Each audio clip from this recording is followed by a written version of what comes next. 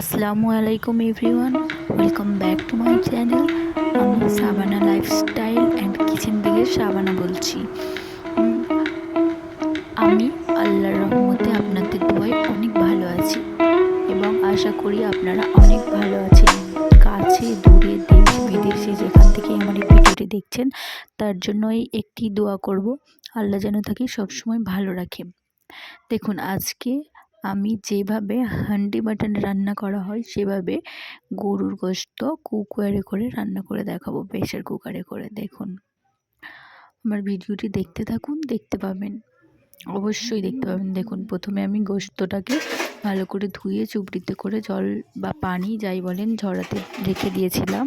তো তারপর প্রেশার কুকারে তুলে দিলাম। পানিটা ভালো মতো ঝরে যেতে প্রেশার কুকারে তুলে দিলাম। তারপর আমি পেঁয়াজ, তেজপাতা, কাঁচা লঙ্কা কাটা এবং আদা রসুন পেস্ট দিয়ে ভালো করে তাতে সব ধরনের মশলা দিয়ে দেবো। দেখুন, লঙ্কা গুঁড়ো, হলুদ গুঁড়ো, কাশ্মীরি লঙ্কা, জিরে গুঁড়ো, ধনিয়া গুঁড়ো, তারপরে লবণ, তারপরে গরম মশলা সব কিছু দিয়ে দেবো। দিয়ে ভালো করে ওতে তেল দেব। সরিষার তেলটা আমি অ্যাড করি। আপনারা আমার ভিডিও যারা রেগুলারলি দেখছেন তারা অবশ্যই জানেন। দেখুন, তেল দিয়ে দেব, দিয়ে ম্যারিনেট করে নেব। দেখুন, আমি ম্যারিনেট করে নিচ্ছি। তো ভালোভাবে ম্যারিনেটটা করে নিতে হবে। পরিমাণ মতো সমস্ত মশলা দিতে হবে।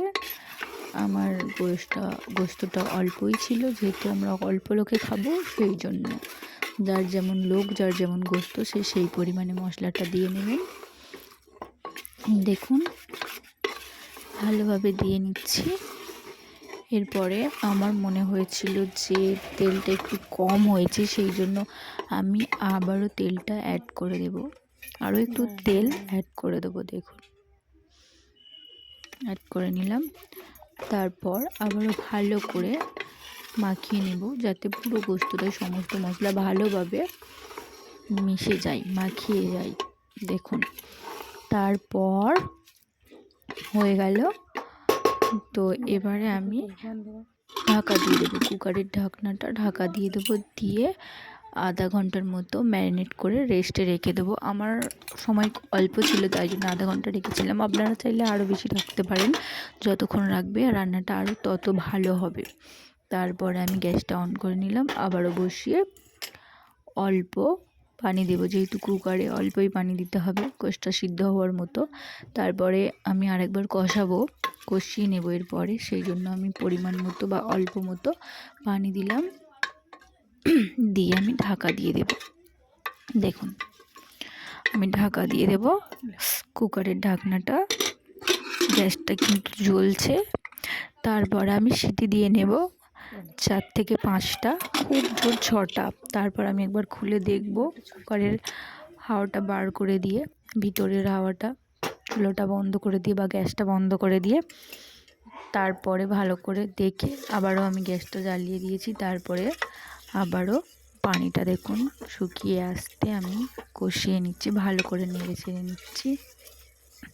অনেকক্ষণ ধরেই কষাবো আমি জিনিসটা, অনেকক্ষণ থেকেই কষাবো। দেখুন, ভালো করে পানিটা যখন শুকিয়ে আসবে, তেল ছেড়ে দেবে তরকারি থেকে, গোশতটা থেকে যখন তেল ছেড়ে দেবে, তখন আমি দেখুন আরও ভালো করে কষিয়ে, দেখুন ভালো করে দেখতে পাচ্ছেন কত সুন্দর কালার এসেছে। টেস্টিও খুব হয়েছিল, ফ্লেভারটাও খুব সুন্দর এসেছিল। দেখুন, ভালো করে যখন এবারে দেখুন একদম গোশতর পানিটা শুকিয়ে আসছে, ভালো করে কষিয়ে নিচ্ছি। প্রায় অনেকক্ষণ ধরেই কষিয়ে নিচ্ছি। পানিটা যখন একদম শুকিয়ে ধরে যাচ্ছে, আমি অল্প একদম সামান্য পরিমাণে পানি দিয়ে করেছি অফ ক্যামেরায়। তো দেখে নিন, আপনারা যেভাবে করে নেবেন। তারপরে আমি ঝোল দিয়ে দিচ্ছি, পুরোপুরি ঝোল দিয়ে দেব। দেখুন, ঝোল দিয়ে, যেহেতু গোশতটা সিদ্ধ করে নিয়েছি, বেশি পরিমাণে পানিও দিতে হয়নি। তারপরে আমি আর কুকারের ঢাকাটা দেব না, এমনি ঢাকা দিয়ে চাপা দিয়ে দিলাম। দেখুন, যেহেতু সিদ্ধ হয়ে গেছে আর রেস্ট, তারপরে হয়ে যেতে গোশত থেকে পানিটা নিচে নেমেতে একটু ধনিয়া পাতা দিলাম, আমার রান্না শেষ।